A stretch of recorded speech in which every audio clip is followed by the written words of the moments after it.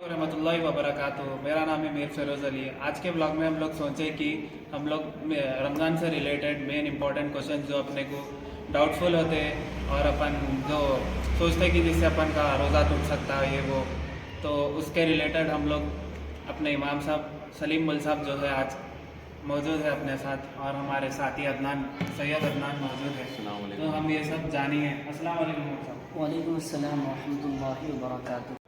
अस्सलाम वालेकुम रहमतुल्लाहि। वालेकुम अस्सलाम व रहमतुल्लाहि व बरकातुहू। साहब, आप जैसे कि जानते हैं आज का वीडियो रमज़ान के रिलेटेड है जी, तो मैं आपको रमज़ान के रिलेटेड क्वेश्चंस पूछना चाहूँगा, लेकिन उससे पहले आपके बारे में कुछ हमारे ऑडियंस को बोलिए जिससे आपके बारे में मालूम हो सके।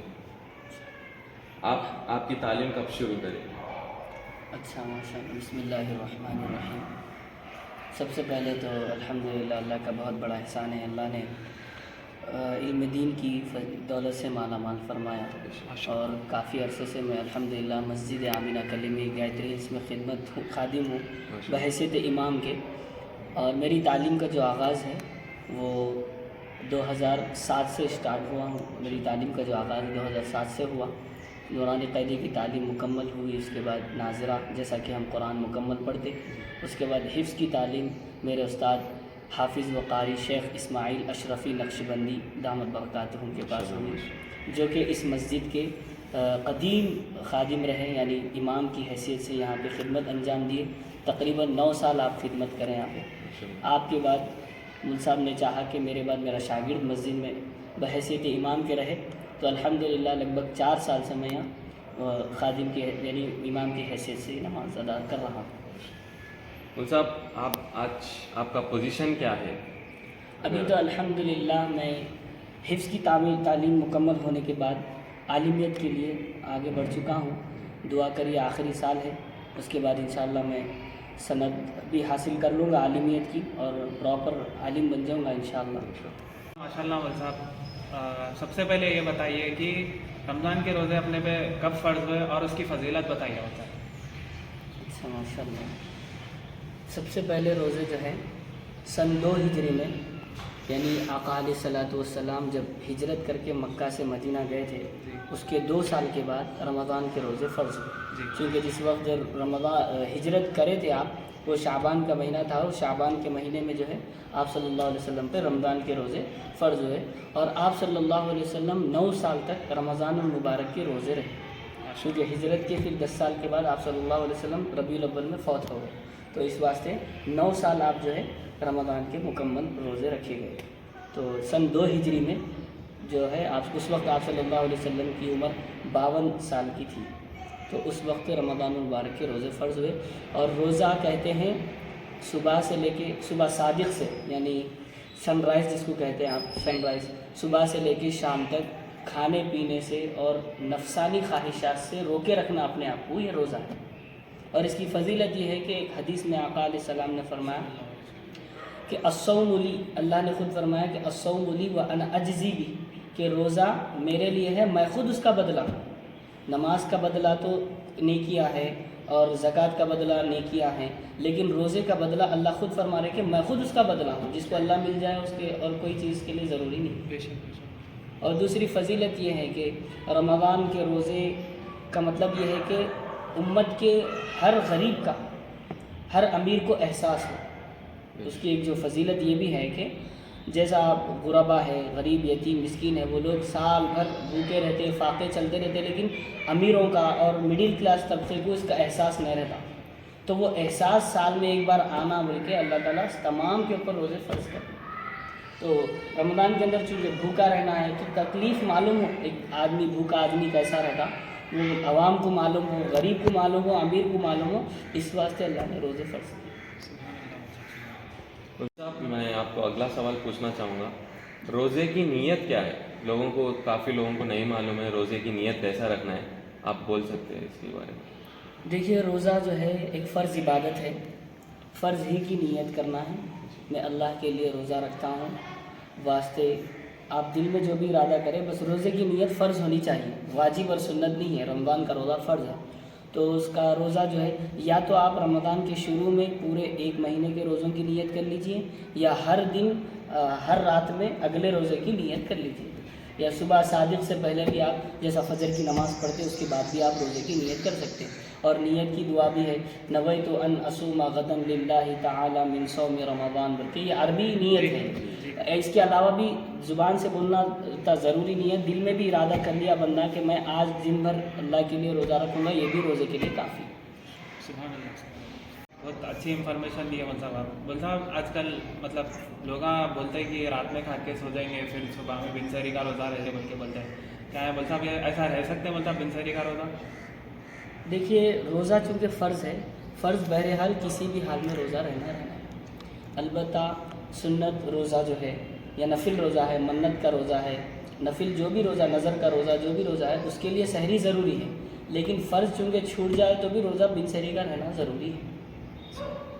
مول صاحب کن کن چیزوں سے روزہ ٹوٹ جاتا ہے؟ دیکھیے بہت ساری ایسی چیزیں ہیں جن سے روزہ ٹوٹ جاتا ہے، جی جیسے کہ جان بوجھ کر کوئی چیز کھانا پینا، جی یا اگر کوئی شادی شدہ مرد ہے جی تو روزہ رہنے کی حالت میں انہیں اپنی بیوی سے ملاقات کرنا، جی تو ان چیزوں سے بھی روزہ ٹوٹ جاتا۔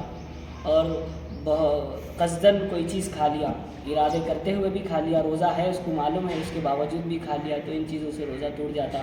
اور ایسے ہی ناک میں دوا ڈالنے سے بھی روزہ ٹوٹ جاتا، کیونکہ ناک میں جو چیز جاتی ہے اس میں حلق میں اس کا مزہ محسوس ہوتا، تو اس سے بھی روزہ ٹوٹ جاتا۔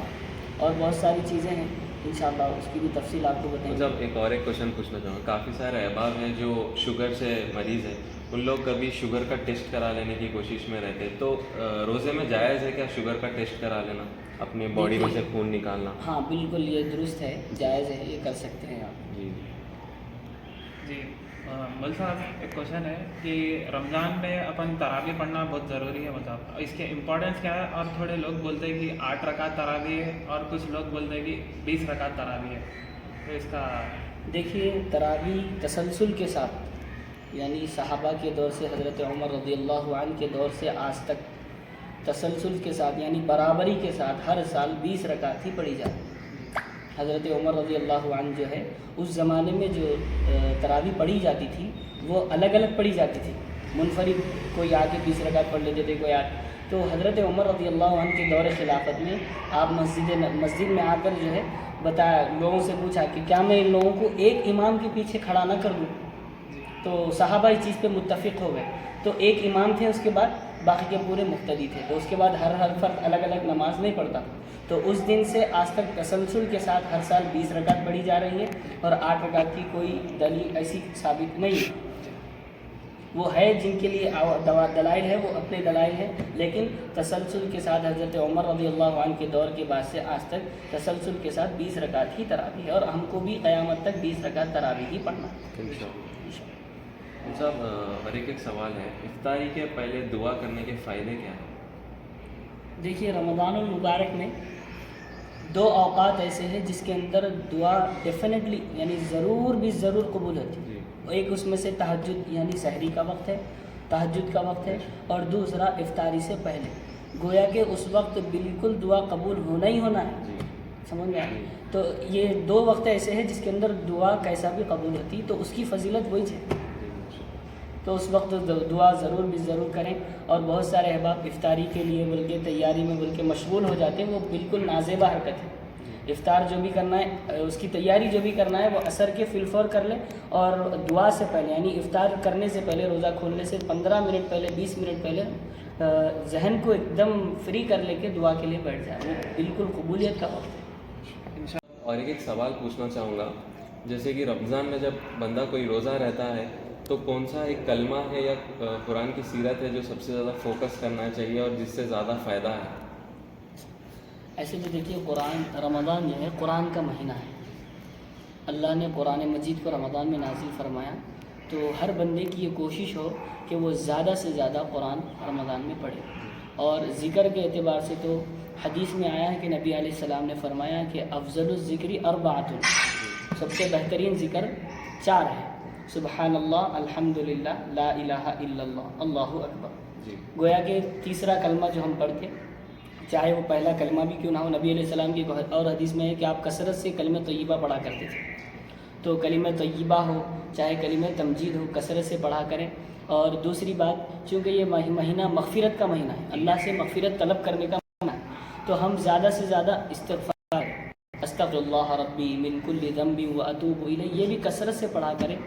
اور تیسرا ذکر یہ ہے کہ چونکہ نبی صلی اللہ علیہ وسلم کے ہم پر بے پناہ احسانات ہیں, ہم چاہ کے بھی نبی کے احسانات کو ہم چکا نہیں سکتے, گویا کہ ہم نبی کی بارگاہ میں درود کا نذرانہ پیش کر سکتے ہیں, تو کثرت سے درود بھی پڑھا کریں.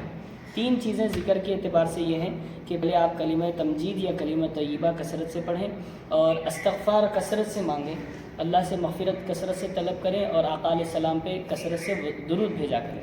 اور قرآن کا جو مسئلہ ہے کثرت سے سورہ اخلاص کی تلاوت ہو, چونکہ حدیثوں میں آیا ہے کہ 3 مرتبہ سورہ اخلاص پڑھنے سے کنز العمال میں لکھا ہوا ہے 11 مرتبہ بھی ہے اور 3 مرتبہ بھی بعض روایتوں میں ہے کہ 3 مرتبہ سورہ اخلاص پڑھنے سے مکمل 1 قرآن کا ثواب ہے. تو کثرت سے ہم سورہ اخلاص پڑھیں.